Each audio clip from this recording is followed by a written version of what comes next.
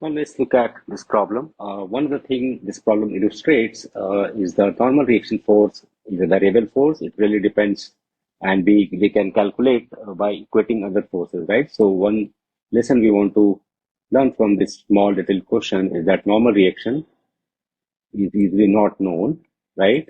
And it's a variable by nature.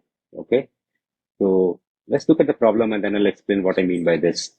There's a block of mass 15 kilogram, okay, that rests on a table like that. A force of 50 Newton is applied vertically downward. So we apply a force of 50 Newton. So we are probably pushing it downwards.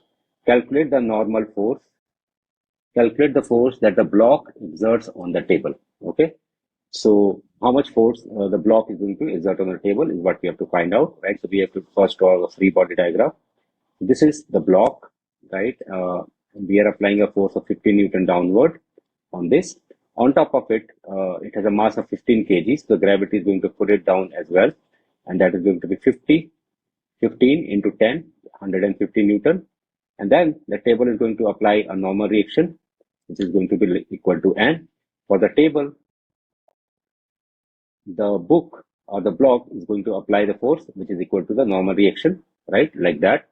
And it has a gravity for the table. We have a M for the table and G acting downwards like that, right?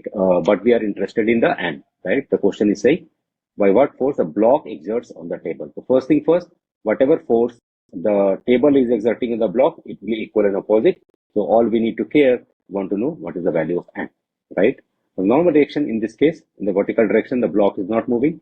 So N is going to be equal to 50 newtons plus 150 newtons, right? So 150 plus 50, that is going to be 200 newtons upwards, right? So the table is applying a normal reaction of 200 Newton upwards. And in the same way, by virtue of Newton's third law, the block will also apply the same force but in opposite direction. So table, the block exerts a force of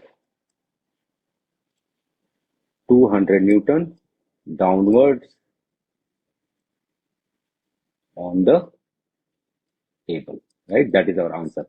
Now, what happens if we are not applying this force, right? If we are not applying this 50 Newton extra force, then what will happen in that case? My normal reaction is simply going to be 150 Newton, right? And in that case, the block will also apply 150 Newtons, right? So the point is that the normal reaction force is really a variable force, right? It's not a fixed force. It really depends upon what all forces are in play, and we need to calculate it back from the forces we are aware of, such as the weight and things like that.